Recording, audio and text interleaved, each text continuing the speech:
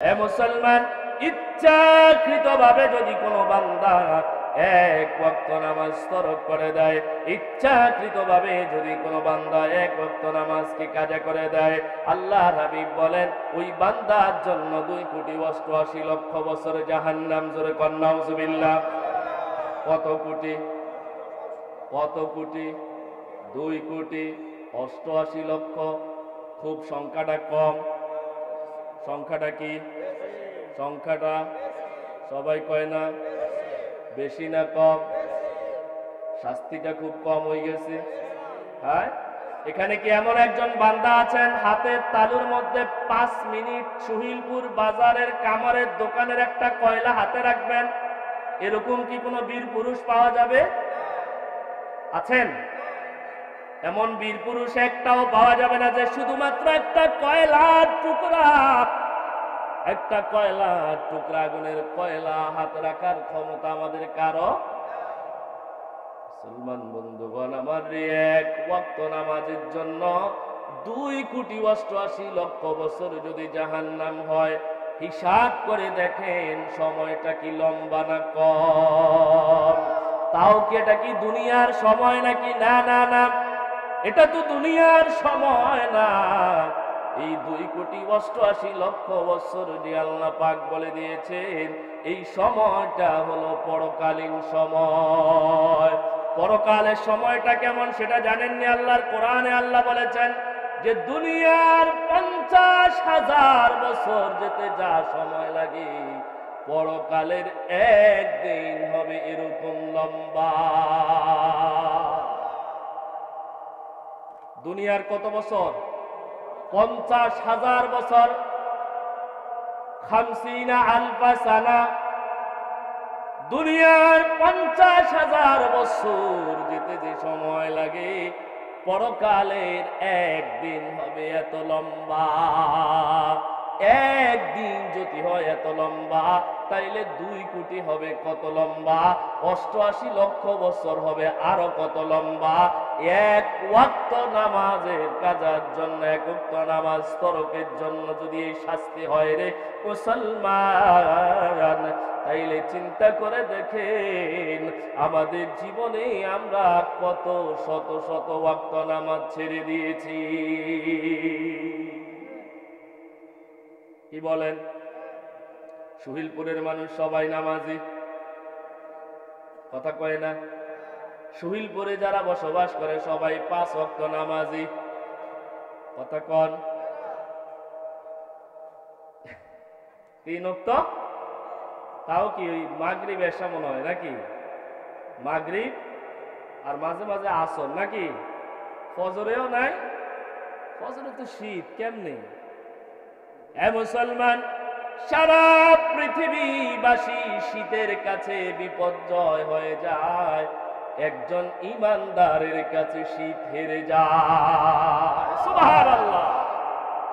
সারা পৃথিবী যেখানে শীতের কাছে স্যালেন্ডার করে, আর শীত স্যালেন্ডার করে ইমানদারের কাছে। আল্লাহু আকবার বলেন। আমরা কি শীতরে ডরাই নাকি? আমাদের কি নামাজ কাজা আছে নাকি? এই যে আলেম ওলামা যারা আছে, আমাদের কি নামাজ কাজা আছে নাকি? তাইলে আমরা শীতরে বিদ্যাঙ্গুলি দেখাই, এ শীত তোমার কত ডিগ্রি আছে ছাড়ো, আমরাও দেখবো, আমরাও মসজিদে যাব। আল্লাহু আকবার বলেন। হে মুসলমান বন্ধুগণ আমার, আসুন আল্লাহর হাবিব শীতকালে আবু যর গিফারি রাদিয়াল্লাহু তাআলা আনহু তিনি রাস্তার মধ্যে বের হলেন। আল্লাহর হাবিব দেখতে পাইলেন গাছ থেকে পাতা ঝরছে, একটার পর একটা পাতা ঝরছে। আল্লাহর হাবিব আবু যর গিফারি রাদিয়াল্লাহু তাআলা আনহুকে বলে, আবু যর রে, ও আবু যর, এই যে গাছের পাতাগুলা তুমি ঝরতে দেখতেছো? হ্যাঁ নবী গো, আমি দেখতেছি গাছের পাতাগুলা ঝরতেছে। আল্লাহর হাবিব বলে দেয়, হে আবু যর, আমার উম্মত যারা নামাজের মধ্যে দাঁড়িয়ে যায়, নামাজের মধ্যে যখন উম্মত দাঁড়িয়ে যাবে, নামাজ অবস্থায় এইভাবে করে বান্দার আমল নামা থেকে গুনাহগুলো মুছে যেতে থাকবে। এ মুসলমান বন্ধুগণ আমার, আল্লাহর হাবিব বলে রে বান্দারা, আমার উম্মতের আল্লাহর বান্দারা, কারো বাড়ির সামনে যদি একটা পুকুর থাকে, ওই বান্দা যদি দৈনিক 5 বার গোসল করে, কয়বার? কয়বার? আমরা গোসল করি কয়বার? শীতকালে এমন অনেক সাধু পুরুষ আছে 15 দিনে যায় না একবার। ফিস ফিস করি পারফিউম মারে, খাটাস খাটাস করি বিদেশি পারফিউম মারে, আর রাস্তায় বের হয়, পানির কাছে যায় না 15 দিনে একবার। আছে না নাই? রাসূল আমার বললেন, রে সাহাবীরা, তোমরা যদি দৈনিক 5 বার গোসল করো, তাইলে তোমাদের গায়ের মধ্যে কোনো ময়লা থাকবে কিনা? সাহাবীরা বলে, নবী গো, একবার গোসল করলে তো ময়লা থাকে না, 5 বার গোসল করলে ময়লা তো থাকার কথা না।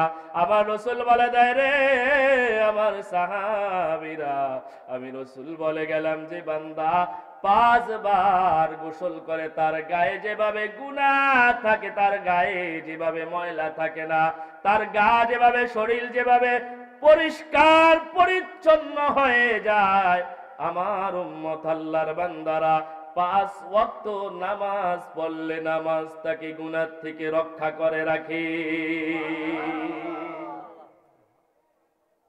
মুসলমান বন্ধুগণ আমার, আমরা যারা আমাদের জীবনের বেশিরভাগ সময় কাটিয়ে ফেলেছি, আমাদের দায়িত্ব হলো আমাদের ছোট যারা আছে এদেরকে আদর স্নেহ করে নামাজি বানানো। কি বলেন? কেননা রাসূল বলেছেন, যখন 7 বছর হয় তখন তাদেরকে নামাজের তাকিদ দাও। কত বছর? 7 বছরের কাল থেকে নামাজের তাকিদ দাও। যখন 10 বছর হয়ে যাবে, বয়স যখন 10 বছর হয়ে যাবে, 10 বছরের কালে যদি নামাজ না পড়ে, তাইলে তারে মার দেওয়া শুরু করে দাও।